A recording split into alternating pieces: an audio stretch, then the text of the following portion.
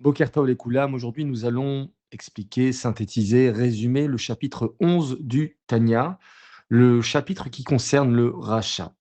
Le chapitre précédent, le chapitre 10, parlait essentiellement du tzaddik pour faire référence à celui vers qui on doit aspirer. Et le chapitre numéro 11 va nous parler d'une personne qu'il ne faut pas être. C'est important de mettre les klalim, c'est important de savoir sourmera, de quoi il faut s'éloigner, va Setov, et de quoi il faut s'approcher. Bezrat Hashem, dans le chapitre numéro 12, on va parler véritablement de celui qu'il faut être, c'est-à-dire le fameux Benoni, l'homme intermédiaire. Alors, il y a une question qui se pose, c'est jusqu'à où un juif, il doit aspirer? Est-ce que le fait d'être généralement bien, de faire de son mieux et de sombrer parfois, est-ce que c'est correct? Ou Hachem, il attend davantage? Le Tanya, il répond, et il dit que la véritable aspiration n'est pas d'être presque toujours bien, mais de chercher à ce que chaque instant présent, Hachem soit pleinement le maître de notre vie. Et ça, c'est tout le Inyan du Tanya. Il définit le rachat, pas comme on a l'habitude de penser qu'un rachat, c'est quelqu'un qui fait pas la Torah, qui fait pas les mitzvot, qui n'est pas Shomer Shabbat. Hem, non, le rachat peut ressembler à quelqu'un de très bien. Un rachat, c'est pas forcément quelqu'un qui passe sa vie à fauter. C'est quelqu'un qui garde volontairement une porte ouverte au Yetzer hara. Ça peut être une habitude de la lachon hara, une pensée impure, une petite faute qu'on minimise. Même si tout le reste de sa vie s'est rempli de Torah, de mitzvot, de tfila, 3 tfilot par jour, Shabbat, kashrut, etc.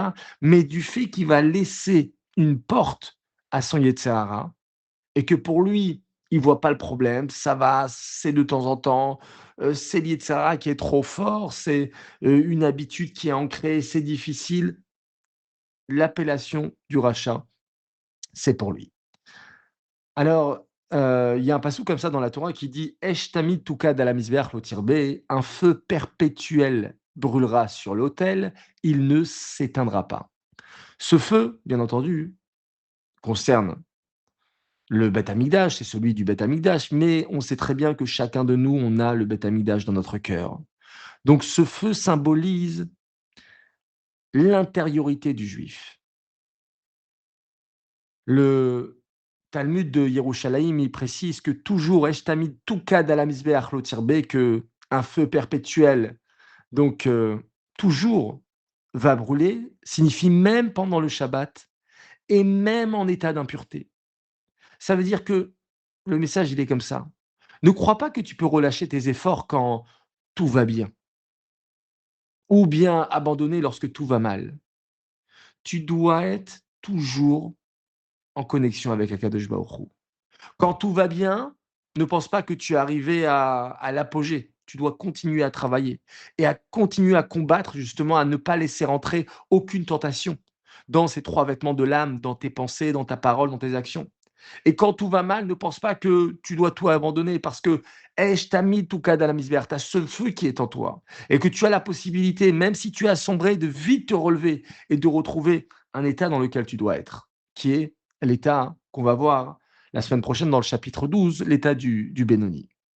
Une histoire comme ça, euh, qui est racontée par Rav Ashkenazi, de 2 amis qui grandissent ensemble. Un devient un grand rave, l'autre devient un homme d'affaires. Hem et plus tard, des années plus tard, surprise, qu'est-ce qui se passe? Les enfants du rave quittent l'étude de la Torah et vont vaguer à d'autres occupations et du business, et les enfants du commerçant deviennent de grands talmidei chachamim. Alors un jour, il se confronte et le Rav, il dit: «Mais comment c'est possible? Moi, toute ma vie, je l'ai consacrée à l'étude de la Torah, à enseigner la Torah, et toi, au contraire, tu as fait tes affaires et toute ta vie, essentiellement, était concentrée à tes affaires. Comment c'est possible que moi, mes enfants, ils ont quitté donc l'étude de la Torah et toi, les tiens, au contraire?» Alors le commerçant, il explique simplement. Il lui dit: «Tu sais, toi, toute la journée, tu étais à la yeshiva, tu étais avec tes élèves et le soir, quand tu arrives à la maison et quand tu as une heure de libre, alors tu vas lire les journaux, tu vas t'intéresser au monde». Et concrètement, qu'est-ce qu'ils voient tes enfants? Ils voient un homme que quand il a un moment de libre, eh ben, qui va vaguer à ses occupations banales.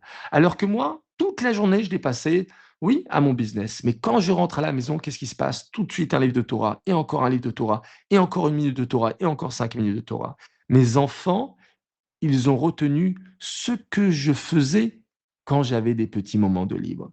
Et ça, c'est notre combat à chacun, hein, de Al Tihira Racha, ne sois pas un rachat. Chaque fois que tu as un moment de libre, dis-toi, est-ce que c'est productif? Est-ce que c'est Altarat Kodesh? Est-ce que c'est pour me rapprocher d'Hachem? Ou est-ce que c'est des futilités? Voilà, qu'on puisse s'écarter du mal, faire le bien et ensuite devenir un vrai Benoni.